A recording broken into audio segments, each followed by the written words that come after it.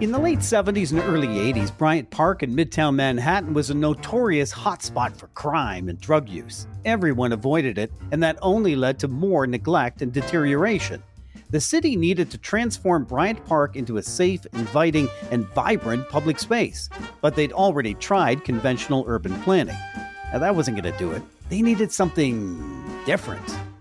The city hired William H. White, an urbanist and sociologist, to study the park and develop a solution. White's approach was rooted in cultural sensitivity and appreciation for human behavior. Instead of a top-down solution, he first spent time observing how people used the park. He saw how people interacted with the space, where they felt safe or not safe, and what activities they took part in. He engaged with residents, workers, and visitors to gather insights and opinions on what they wanted from the park. Then, based on his observations and engagement, he proposed several design changes, including movable seating that enabled people to create their own social spaces, fostering a sense of ownership and comfort. Visibility and access. He recommended opening up the park's entrances and removing tall hedges that blocked sightlines. That made it feel safer. Activities and amenities. He emphasized the importance of diverse activities and amenities to attract a wider range of people. Within 10 years, the park had become a vibrant, safe, and popular destination for New Yorkers and tourists. This is an example of a very human solution. It's about observation, engagement, empathy, creativity, and interpersonal skills to solve complex social issues. AI can't do that. Not yet, anyway. Today on Stories and Strategies, there are things PR pros can do that AI can't, like human relationships and crafting truly creative strategies.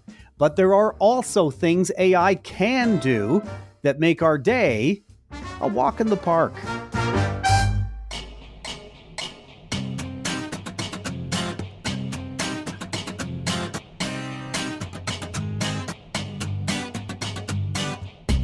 My name is Doug Downs. My guest this week is Michael Smart, joining today from Alpine, Utah. Hey, Michael.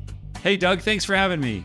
Great to have you. And Alpine, how many miles south of Salt Lake City, just so I can sort of position myself? Yeah, it's about 30 miles south, or as you might say, what would that be? A little bit, 15 or a little bit less than 60 kilometers. Yeah, in Canadian terms, yes. Yeah. And I was on top of a 3,200 meter mountain yesterday. That's 11,000 feet. So that was a milestone for me. I hiked up there. That sounds beautiful. And the real Canadian way to say 60 kilometers, by the way, is about 10 Tim Hortons. And then every 10 Tim Hortons. Yeah, I get that. I've seen enough Tim Hortons to get that reference. Michael, you work with large and small PR teams to earn more media placements and level up their writing. You've trained teams from Salesforce, Zillow, Ally, and the University of Toronto. Ding, ding, little Canadian reference, and others. So let's dig into it. What are some of the specific examples from brands and agencies where PR pros are getting more done or going home early thanks to the use of AI? Yeah, Doug, this is still an emerging tech, of course, so I'm not claiming that this is widespread. But since I've started training clients on this in January of 2023, some of the early adopters who've powered through that adoption curve where you're going to maybe fail as much as, if not more than, you succeed, some of those are doubling their output. I'll give you one example from a big Fortune 500 brand that if I named, everyone would have heard of. I asked her to go back and look at her output, her productivity before January of this year. We're taping this in 2024. And after, which is when her application of the AI skills we've talked about really took off. And the way that she did her workflow is in the 4 months prior, she put out 3 press releases and 2 what they call market reports. Think of it as like a detailed corporate blog post with a lot of data. Right. And then in the same time period after adopting AI, she was surprised to tell me that she doubled that output. So 6 big press releases and 4 market reports.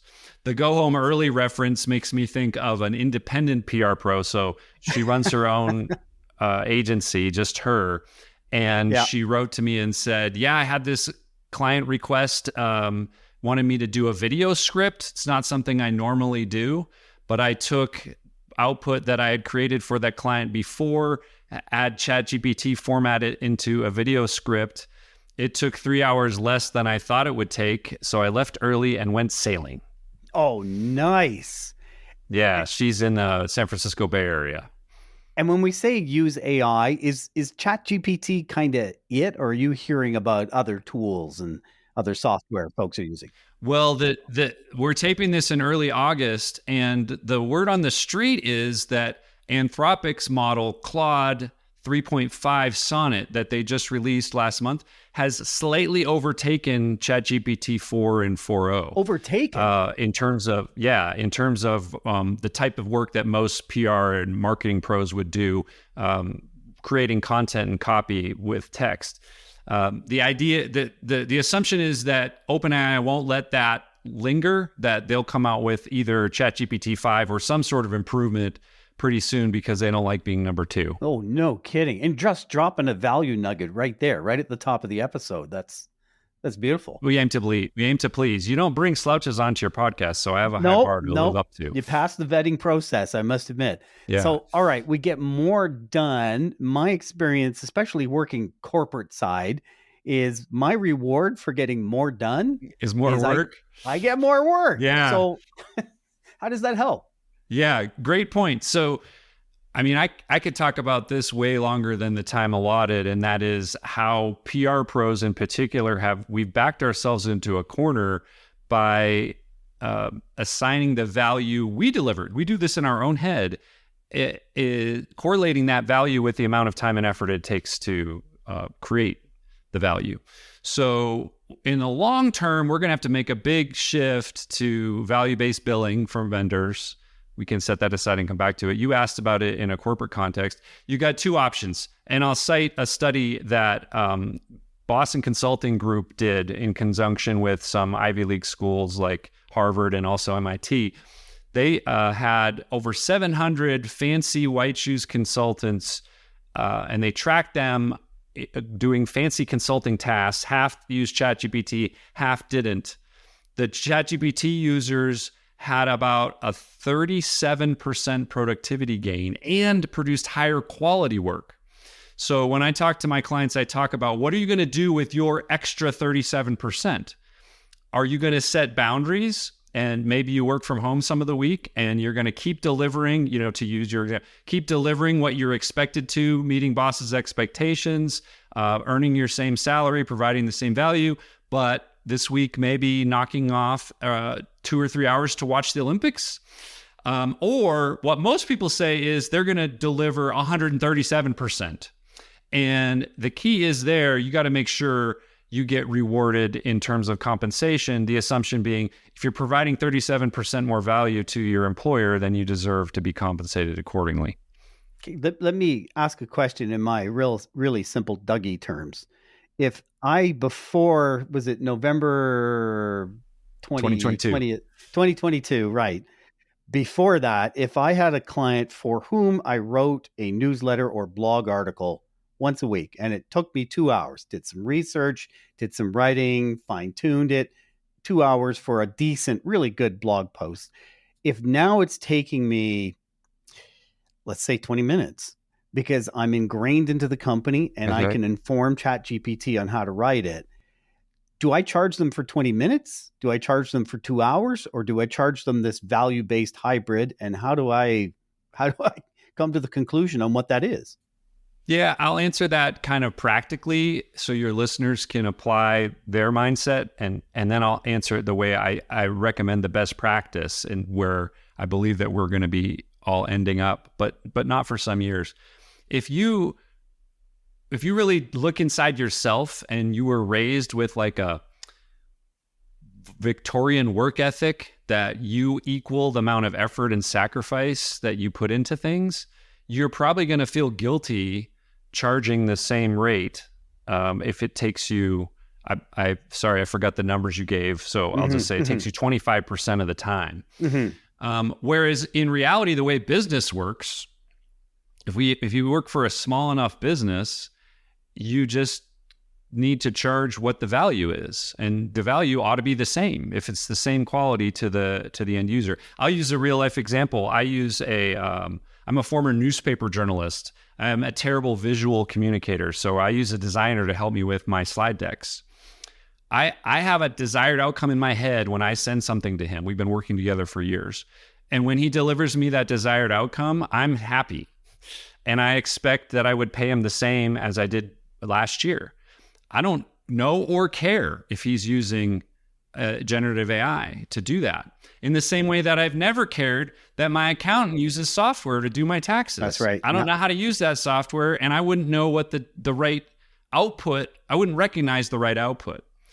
In the long term, I think we as PR pros need to change our mindset from a work ethic based one to we get paid because we know the difference between the good output and the bad output. That's right. Because your client, my client's going to be able to generate a newsletter article by themselves faster than it would take to even email us and ask us to do it. What they're going to need to pay us for is knowing the difference. So with this 137% output that you referenced, we're getting more done because we're using AI. The adoption rate by public relations and marketing pros must be absolutely huge. We must all be piling into AI and just staying in there because it gets so much more done. Am I right with that? You smelled my hesitation. I was about to raise my hand and say, "Hey, Doug, I'm being a cheerleader, but we got to also put on the brakes and talk about the real world."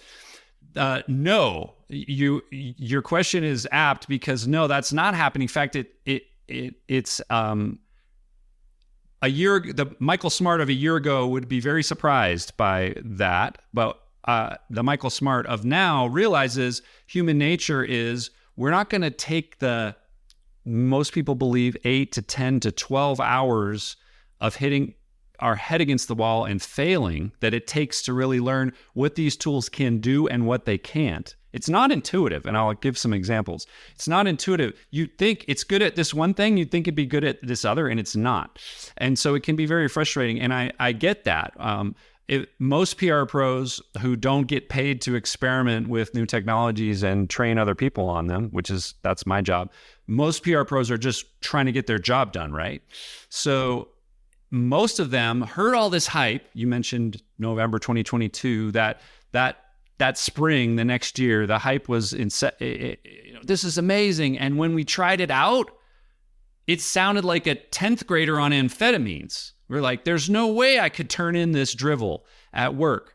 And so I get that a lot of PR pros, after that, when they hear people like me talking about this, they're like, no, they're overselling it. It's not really that good.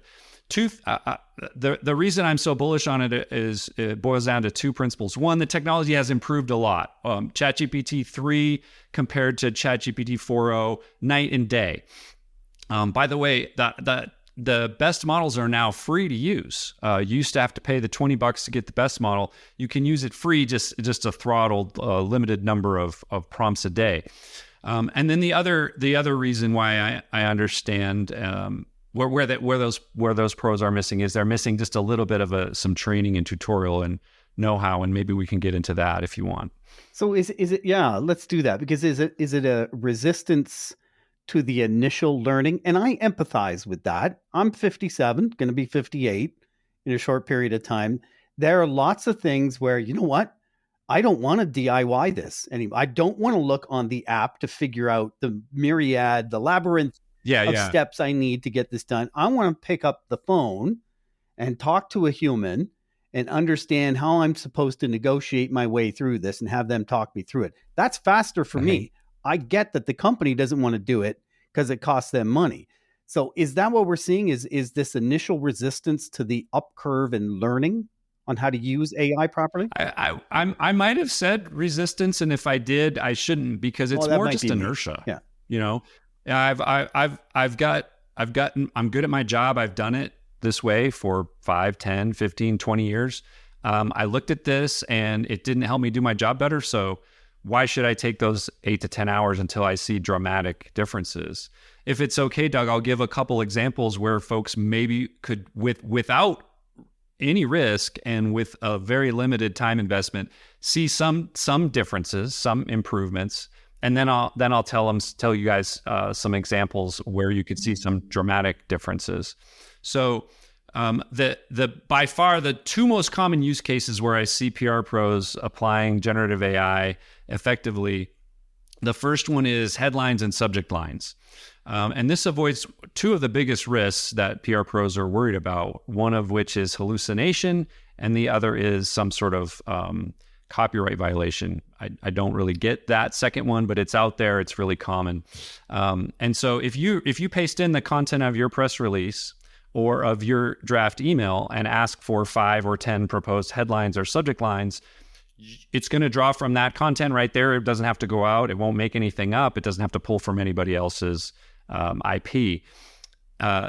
The second most common use case is reformatting or repurposing. So one example, I had a PR pro that did a press release that advanced an event. You know, it will happen on this day and you can come at this time. And then she wanted to repurpose that into a blog post about it after the fact.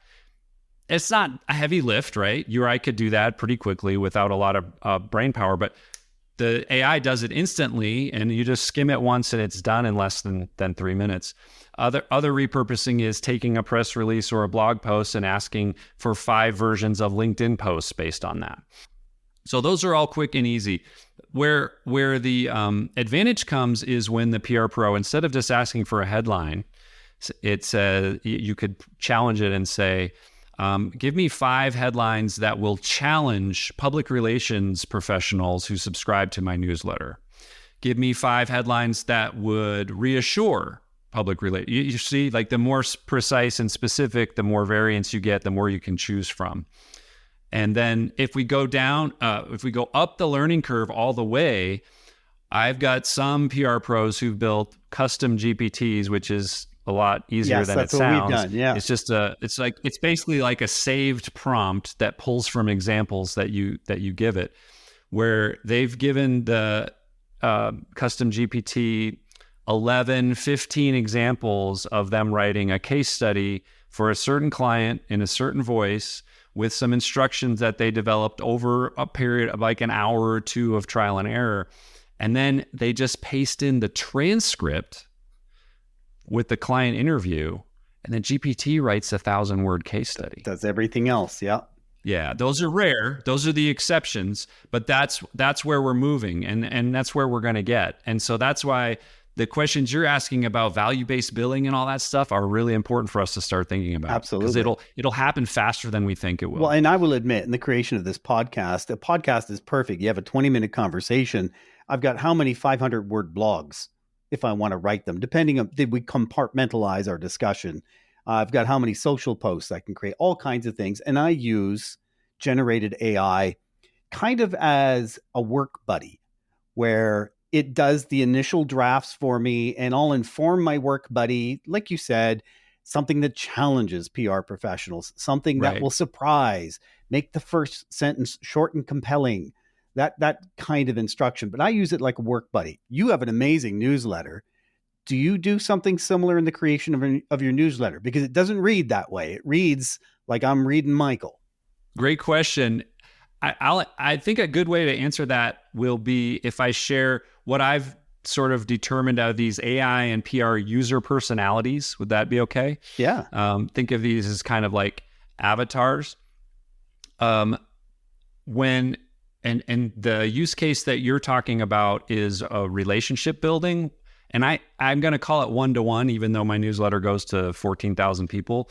I write it, to one person. Right. And I strongly advocate against using AI for any type of relationship building, because there's some sort of, you said it doesn't read that way, right? You can sense it somehow. You can. And even if I could fine tune the AI to write just like me, I would feel like that was inauthentic in a relationship building mode. Same with pitching. So before I started training a lot on AI, I trained mostly on how to pitch journalists. I still do that. And I strongly discourage my clients from using AI to write 1-to-1 pitches, because that's a relationship building approach. So if one of your listeners is does 90% media pitching today, and they are like, I tried AI, it doesn't work. I don't want to. I would say you are correct, actually. Keep not doing that. But let's look at a different user personality. This is somebody whose strengths in PR are other than writing. They're good at creating story angles, managing people or clients, or strategic thinking. That person can benefit from using AI as a writing partner, just going back and forth. So they don't have to stress about grammar and syntax, and they can let their real strengths flow. Okay, last question. It's flipping this around to the audience or stakeholder or listener or viewer perspective. Back in the mid-'80s, I think it was, I saw Tom Brokaw talking about cell phones and the rising growth of cell phones and how they had enhanced reachability, and you can get reached on your cell phone now anywhere. And he made this sly comment, the rest of us are looking for a cell phone where you can't reach us at any given time. Yeah. And it was because we were starting to be inundated with constant accessibility, right? And we all live in a world now where I don't know how many emails you've got in the morning when you wake up. For me, it's 40 or 50, and I'm I hope I can delete all of these and that they're junk, but I can't, right? And as I wake up and I'm already smoked with my day. Now we're generating, just to repeat that statistic you used, 137% productivity. Well, if we're all doing that, we're pumping out more content, more noise from the audience's perspective. Is this good? And how does that change the way the audience receives that noise? Let me give you a reassuring axiom. In a world increasingly dominated by AI-generated content, you stand out more and more simply by being human. That's true. So I'll break down what you just talked about, your inbox. I don't know about you, but I use Google Workspace, so Gmail, and it keeps offering to synthesize my inbound email for me. And pretty soon they're going to have it wired right that it's going to be able to reply to most of those emails for me. I don't know that I'm going to use that, but that's what's going to happen. The technological problem you just cited of an overwhelming amount of inbound is going to be attempted to be solved with another technological layer. And what's going to happen is somehow we're going to figure out ways to establish and maintain relationships outside of that technology. That's how we'll stand out. Don't get me wrong. I'm not saying that generative AI cannot be creative. That's a big misunderstanding. It doesn't pull from stuff that's already been created. I could go on and say, I would like you to give me 3 ideas for a novel about or a buddy sitcom between a Canadian podcaster and a Utah-based wannabe mountain climbing PR trainer, and it would come up with totally novel concepts, right? The question is, would any of those be good? And would it attract our target audiences? I think that's where the human intellect and creativity is going to stand out in a AI saturated world. Real connections will become realer. Yeah, exactly. To sound like Dr. Zeus, I hope. Yeah. Yes. Thanks for this, Michael. Really appreciate your time today. You're so welcome. I'm bummed I didn't get to say process while I was on here. So there we go. I just said it. Well, now you've done it. Yeah. We processed that. Okay. So. If you'd like to send a message to my guest, Michael Smart, we've got his contact information in the show notes. Personal recommendation. Go to his website, sign up for his newsletter. It's a winner.